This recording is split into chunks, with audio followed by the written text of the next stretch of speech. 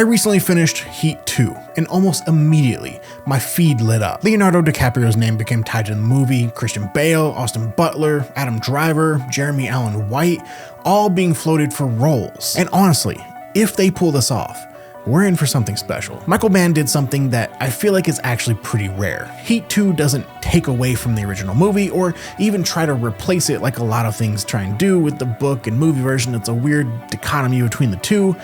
If anything, it makes Heat better just by existing. So the book runs on dual timelines, before and after the first film. Normally, I'm a pretty big hater on origin stories, but the backstory here really works. It deepens the world and adds more weight to Neil and Vincent's final face-off in the original movie. The other timeline picks up immediately after the end of the first film, following Val Kilmer's character on the run. Now, the one thing that took me a minute to settle into was the writing style. You can very clearly see where Michael Mann is on the page versus when Meg Gardiner takes over. The opening chunk reads almost exactly like a screenplay. Short sentences, quick scene blocks, very visual.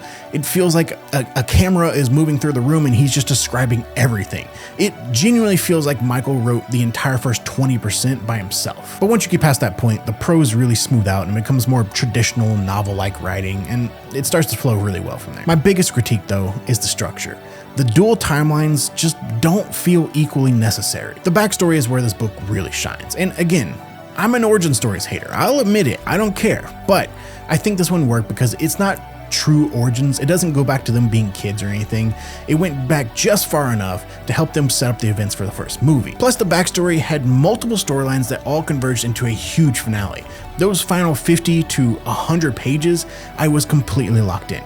I could not put this book down. The future storyline, the one picks up right after the end of the movie, it honestly feels optional. It never really hooked me the same way the backstory was.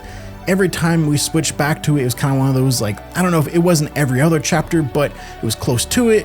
I kind of groaned to myself, like, all right, I guess we got to jump to the future and read this, and I don't really want to. When it comes to the new movie, I honestly hope they skip the future aspect of the book. Also, by the end, they made Val Kilmer's character feel like he was a member of SEAL Team 6 or he was Jack Reacher. It was a little much. But with that said, if you love the original movie, this absolutely delivers. Give it a read, and also keep an eye out for the movie. Right now, the rumors are that it'll start shooting in August of 2026, so probably a summer-fall 2027 release, hopefully.